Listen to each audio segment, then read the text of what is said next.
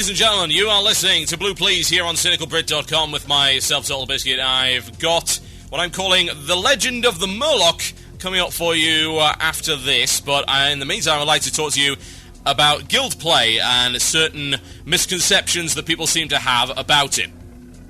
So Cataclysm is making a big push towards getting everyone back where they're supposed to be, i.e. in a guild. Throughout Vanilla and TBC, being in a guild was by far, without a shadow of a doubt, the easiest way to get a solid group. And it was one of the only ways to get a real raid. Mainly because raiding was pretty hard, and pugging anything but the most basic of raids took a while. I recall back in Vanilla when the easiest raid they had, which was Zul'Gurub. The funny thing is, it wasn't even the easiest raid. It was supposed to be a introduction to raiding, so you could then go into Molten Core. Yet, it was more difficult in many places than Molten Core, and most of the gear was better than Molten Core. Why? Because Blizzard sucked way worse at itemization than they do now. Oh, I remember the days. Wow. So much terrible stuff. Would you like some shadow resistance on that tier 1 of yours, Total Biscuit? Why, yes, I would, in fact. Let's go and have a look, actually. Let's have a look at Wowhead. Go and have a look at the Arcanist set for an example of some really, really badly statted crap. Oh, dear Lord in heaven. Arcanist Regalia. Let's have a look at it, shall we? This is so very bad. Arcanist Belt! Yes, 11 stamina, 20 intellect, 10 spirit, 10 fire resistance, ladies and gentlemen, and 14 spell power. And that was one of the better pieces. Oh, yeah. So very bad. They actually upgraded this because it was so bad. Try this one on for size. Arcanist Gloves, 14 stamina, 15 in 10 spirit, 7 fire resistance, 5 MP5, and 14 spell power. And who was that the tier 1 set for? Yes, that was for the Mage. Well done, Blizzard. Congratulations, you've created something I would not want to wear in a million years. The frickin' shoulders had MP5. Oh, God. So bad. And there are worse. Right, it's like Wild Heart. And yeah, the set bonus, really funny. 5-piece set bonus, 38 spell pen. What? Really? 38 spell penetration? Don't even get me started on tier 0. 200 armor. Enjoy! God. Oh man, that was bad stuff. So anyway, Zul'Gurub was brought in, and it actually took people ages to properly pug that. Let me think, when did that happen? It probably started happening around sort of midway through AQ40, I think is when I really saw people hitting Zul'Gurub with pugs. So that's a long time. That's a good number of months to really see people having great success in pugs. I mean, people tried it, don't get me wrong, but they wouldn't really get very far. It took a long time for people to start getting through that. Whereas you compare that to Wrath. Have a look at the first instance of Wrath. That was Naxxramas. Pugs were happening from within a week, and they were battering that instance into the ground. Terrible. Absolutely appalling. Is that what you really want? An instance so easy that a bunch of random guys with no knowledge of what they're about to get into can walk in there and face roll it? I think no. That's a bad thing. I think that's a terrible thing. I think that's bad for not only raiding, it's bad in general, because people aren't getting fun, challenging content. What fun is a game that might as well play itself? I mean, seriously. Think about a first-person shooter where all your bullets automatically home in on the enemy. Because that's what you're talking about. You're talking about games that are too easy. The opening instance for Wrath of the Lich King is guilty of that. Crusaders Colosseum is guilty of that. And many other things besides. All of the heroic 5-mans, except the new ones, which they then went and nerfed, I might add, are guilty of that. All of the normal dungeons, completely guilty of that. So, this has been the expansion whereby being in a guild has probably had the least number of benefits, even though it's still the optimum way to play. Even with the addition of the looking for group system, it's the optimal way to play. Why? Because you can get 5 guys from your guild, you can press the LFG button, you'll get instantly into a dungeon, and you will get bonus badges and content stuff from it, and you don't have to walk there. That's the big deal. So, again, it's optimal to use everything in terms of PvE in a guild group, and yet because you don't have to, people actually take what they view as the easiest way, because it's hard being in a guild, apparently. As I am told, in fact, by certain people on YouTube, it's elitist to be in a guild. It's arrogant to be in a guild. It's nerdy to be in a guild. Yes, indeed, folks, you heard it here first. Socializing with other people on the internet and having, playing games with other people. That's nerdy. That's bad. You don't want a group of people you can talk to on a regular basis. What you want is some random guys that you can piss off with your suck and then never have to deal with again. Why? Because you're a coward. Simple as that. It's terrible. It's abysmal. Yeah, okay, we get it. Press one button, get badges. I get the idea. People want to do that. But really, being able to pug dungeons in that way, it's pretty disgraceful overall. So, Cataclysm is changing things. Yes, indeed. It's giving people more reasons now to be in a guild. And the main reason is, of course, well, it was going to be guild talents, but it's now guild perks. Now, you've heard my diatribe on that. You don't need to hear it again. The removal of guild talents was dumb, as far as I'm concerned. Removing additional layers of complexity is bad. It harms the game. And, more to the point, it has to be said that if you can't balance it in a way that there are multiple talent specs that make sense, then your balancing is bad. It's poor balancing. Simple as that. No doubt about that. I don't know what they're so concerned over, really. Oh, well, people might leave a guild if you've got the wrong talents. Well, for one thing, they shouldn't have joined the guild in the first place if it wasn't spec'd the way they wanted. And two, people leave guilds all the time! For all manner of different reasons. What's one more? And indeed, this one being more legitimate than most. Instead of having some drama fight with some guy in the guild over a piece of loot or whatever. Appalling.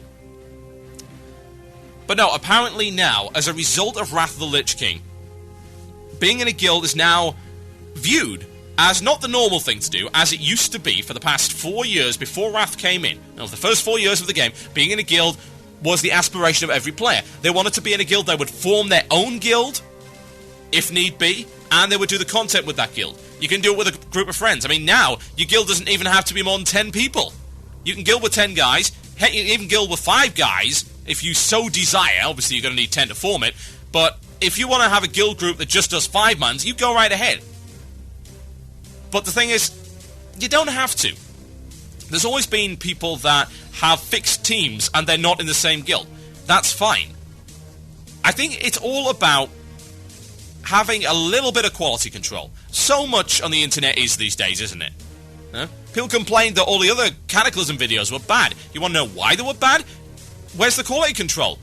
People just don't care. They just want to get it done. It's like, hey, let's get some free views by putting out some crappy video or whatever. I'm not going to say my videos are godlike. They're not, by any stretch. All I did was exercise a little bit of quality control and respect for the content and respect for the viewer. That's all it is. It's so sad that my videos, when I don't really do anything special, would be held up on a pedestal because the rest of them are bad. It's pretty disgraceful. People, all of the internet, not only in terms of YouTube, but in terms of this game and everything else, just need to step up, take some responsibility for what they're doing, and take some pride in it, for God's sake. Have a backbone and say, I am not going to be terrible. I'm going to be a good player. That's who I want to be. I want to be a great player. I want to excel. I want to be revered by other people as somebody who doesn't suck and somebody who is enjoyable to actually group with. How is that a bad thing? How is that a elitist thing to say? Can someone please tell me that? Because I can't figure that one out. That doesn't compute in my brain. To me, that's a normal state. I see a lot of very successful people, and you know how they got successful? By not accepting mediocrity, by not accepting being terrible, by not accepting that half-assed is fine just because so many other people do it that way. Hell no. Absolutely not acceptable. Not in any way, shape or form. Now, with guild talents, at least you sort of had a choice as to which kind of guild you went into. I think the nice thing about guild talents, actually, more so than anything else, was the fact that you could see exactly what you were getting into. Oh, this guild has these talents. This guild is a raiding guild with this kind of philosophy. So, am I going to fit in here if I'm a PvPer? Hell no. Of course not. That's why you don't join them. It's arrogant to expect that a guild is going to conform to your beliefs as opposed to the other way around. If you go into a job, do you tell the rest of the company to change for your personal preferences? Not unless you're the damn CEO of that company. If you want to be a CEO of a guild, then you create your own. And you do whatever the hell you please. Creating a guild is really easy. And yet, of course, Wrath the Lich King said, being in a guild, nah, you don't need to be in one of those. What's the point? Pugging's quick, pugging's easy. Pugging is filled with dumb frustrations, even dumber people, and stupid ninja looting. You don't want to be in a guild. Guilds are for nerds. I don't know where the perceptions come from, really. I think the difficulty of the content has contributed significantly to this view. I think that certain actions within some hardcore guilds have not helped matters. Like, say, what Exodus did. You remember what Exodus did back in the day? They basically exploited Yogg-Saron to break it. And they cheated on the world first. They then bragged about it. And you know what? They tarred the entire raiding community with that crap. Because you know what people think? That's what hardcore guilds do. Some of them, absolutely. We had the Insidia controversy earlier, and as I say, whatever you think about that, whatever the case, you cannot deny that stuff like this going on tars the raiding community, and it makes people think, I don't want to be in a guild like that, because these people are socially inept. These people will cheat. They have no honor whatsoever. All they care about is winning. And that's not a fair perception, but you can see exactly, without a doubt, where that comes from. It comes from all of this nonsense. It comes from this drama. It comes from this bad PR, and then it's compounded by how easy the content is in general to do. Now, do you think that hard modes are enough to encourage people to join guilds? Because I'm thinking no. Hard modes were a great idea, and there are some examples of hard mode encounters that are excellent. Firefighter is a prime example. That on hard mode, really cool stuff. Back in the day, Sartharian 3 Drakes was pretty good. Obviously, it can be face rolled now because you can outgear it and you can just zerg it down, but back in the day, 25-man, even 10-man, in fact, 10-man ended up being more difficult on 3 Drakes mode. That was a fairly entertaining and challenging encounter. Firefighter, though, wow. Firefighter was excellent. I'd even go as far as to say Flame Leviathan, even though it wasn't all that hard, it was an entirely different fight with full hard mode turned on. And honestly, hard mode now has become something of a, yeah, we're going to do it because we don't have anything else to do. We've beaten everything, so we're going to try hard modes. How many people, I have to wonder, are really encouraged to get to hard modes? And I'll tell you, ICC 10, when we started that off as our guild, we were fresh-faced, bushy tail and went through that. And hey, we weren't the best guild by any stretch. We ran aground on a number of issues. We had our own problems. We had tanks that ended up getting sick, so we couldn't raid, all that kind of thing. If you've been in the guild, you know the kind of things that can happen to stop you progressing as fast as you would like. But by the time we'd been in ICC for so long, and bearing in mind that ICC now has been out for how long? 7 months? Yeah, that's a long-ass time for no new content. People are bored. Do you really think that's like, oh yeah, we want to do Lord Marigar, now on slightly harder hitting mode? No, they want to see something new. They're sick of looking at the same old walls, the same old bosses, seeing the same old mechanics maybe jiggled up a little bit, just because, hey, this is now hard mode, ladies and gents. There are some encounters in ICC and hard mode that are great. They really are. Unfortunately, they are the minority. I don't think hard mode's enough, and I'll tell you what else. Hard mode these days has been so lazy in terms of the way loot is distributed. We're not going to make new loot items for hard mode, we're just going to make ones that are named exactly the same that have better stats. Not only is that hell of a confusing for anybody using raw, I'll tell you that for a fact. I was going through that, I was like, wow, I can get this. Actually, no I can't. It's an item with the same name that just happens to come from the hard mode. Whippity frickin' do. No new items. Barely any. Very few perks for actually slogging through ICC and then going into the hard modes. That hasn't helped either. Hard modes are no longer something to aspire to. That, as far as I'm concerned, has got to be changed. It worked in Ulduar. You want to know why? Algalon. That's why it worked in Ulduar. I want to see this awesome boss, perhaps the coolest boss in this entire instance, arguably. That's what I want to see. And you know what? I'm going to get to see it. Because, hey, we're going to go for hard modes. Yeah, let's do it. Let's do it. But what about the other stuff? Crusaders Colosseum? Hell no. ICC? Who cares? Barely anything unique there. As far as I'm concerned, all of those factors, they contribute to the lack of guild. You know what? If you don't want to join a guild in Cataclysm, I can respect that, but don't tell me that playing the right way is somehow elitist, because it's bollocks. Absolute garbage. My name's been Total Biscuit, you're listening to Blue Please here on CynicalBrit.com, and I'll play you some of this new, sort of, it's kind of like an audiobook that I'm putting together. It's called The Legend of the Murloc, and I'm going to start off right now and play some music. We'll come back with a Cataclysm Q&A. You can email in themurloc@gmail.com for your questions. Enjoy. Murlocs are one of the most numerous races in all of Azeroth. They come in a wide variety of shapes, sizes, and colors, but they have three things in common. They are savage, bloodthirsty, and unbelievably stupid. Some people believe all life was created by the light, designed for a specific purpose, but if that were the case, then Murlocs were some horrendous practical joke, inflicted upon the world by a cruel and vengeful, ineffable deity. It is more likely that these aquatic predators simply evolved the ability to walk on land, yet haven't quite mastered the art of thinking. But, as with all such tales, there are exceptions. This is the story of one such exception, a Murloc by the name of Murloc, with a capital M. It asks that lingering question, what if one of the most dangerous and annoying creatures on the entire planet could speak, insult you in 5 separate languages, and then steal all of your worldly goods before you had the chance to notice? So begins the legend of the Murloc. It was a typically murky day in Dustwallow Marsh. The sun barely penetrated the thick haze. It was unpleasantly warm, humid, and stank like a druid's litter tray. Dustwallow Marsh is a dangerous place, filled with all manner of predators just waiting to ambush careless passers-by. The various bogs are filled with the bones of dead travellers who wandered off the beaten path, only to be devoured by ravenous creatures. Every day in Dustwallow is a battle for survival, not only for those who come here to seek riches and valuable combat experience, but for those denizens of the swamp, fighting to protect their territory or simply get a decent meal. Among those that live in this swamp are various tribes of Murlocs. It would be a little too kind to suggest that the Murloc tribes had any real structure.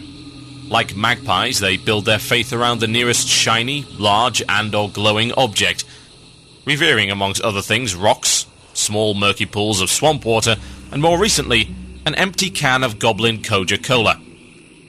In the rare occasions where they do not attack other races on sight, they have been known to engage in simplistic trade, in which they give away countless valuable resources in return for poorly made trinkets and worthless baubles.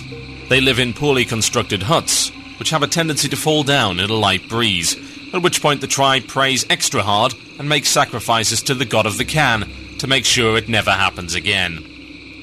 That is your average Murloc, so when I say, dear listeners, that the Spurgle tribe of Dustwallow was the weakest and stupidest of them all, I need you to understand the gravity of that statement.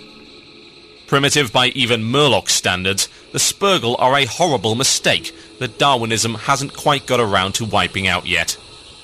That said, it shouldn't take too much longer. The Spurgle know very little of how to defend their territory and are easily tricked by even the most simple adversaries. The Spurgle recently gave away their entire supply of weapons, as well as the winter food stores, to an enterprising kobold conman named Scammer, simply because he waved a shard of broken mirror in front of them and proclaimed himself a wielder of the light. The tribe needs a hero, a leader with the intelligence, cunning and strength to lead them out of the darkness and into a new age of supremacy and enlightenment. If this was a fairy tale, that leader would be emerging right about now. Codswallop! Unfortunately for the Spurgle, this is no fairy tale, and their greatest threat has just emerged from within. What are these strange sounds coming out of my mouth? Somebody, anybody, explain this sorcery at once! McGurgle, Gablar, Squire, what the devil is going on here? Why can't any of you understand me? Yes, I am aware that I appear to be speaking in tongues, you dolts, but that doesn't explain my predicament. What? Get off me, you soft-scaled simpletons! You will not take me to the Elder! We don't even have an Elder, remember? He wandered off and got eaten by a crocodile months ago. Where are you taking me? Unhand me, you fiends! The strange-speaking Murloc was dragged unceremoniously by his fellow tribesmen to the centre of the village. To call it a village would be somewhat generous. Spurgle did not possess any skill in craftsmanship, and the majority of the remaining creatures lived inside rotten logs and hollowed-out tree stumps. Digging his heels into the ground, the Murloc attempted to stop this thoroughly uncivilized manhandling, but simply fell flat on his face instead. Rubbing the dirt from his eyes, he stared upward towards a curious object, perching atop a rock in the middle of the village. "The Lord of the Sea will decide your fate!" the tribesmen clamoured in unison.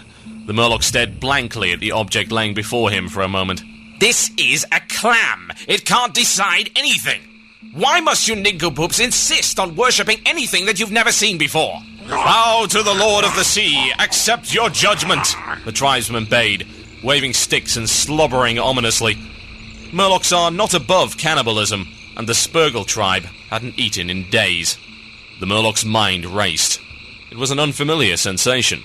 The average Murloc mind never races, it ambles, and that's on a good day.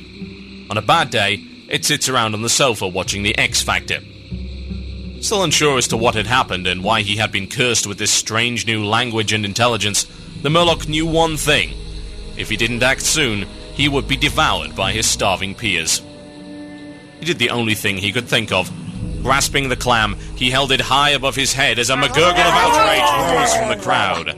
As the tribesman lunged towards the Murloc, he took a deep breath, placed the clam into his mouth, and swallowed as hard as he could. A collective hush fell over the tribe as they sank to their knees in the stinking mud, chanting, "God Eater! God Eater!" in their guttural language. The Murloc was too busy choking to notice. The last thought on his mind before passing out gasping for breath was, "Satan's bollocks! This is going to hurt on the way out!"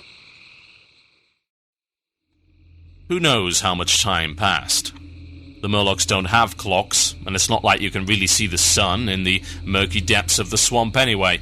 But at some point in the future, the Murloc awoke on a bed of reeds. Several tribesmen fussed around him, their eyes sparkling with awe and wonder, an all too familiar sight. The Murloc sat up, and with a cruel grin thought, "This is going to be fun."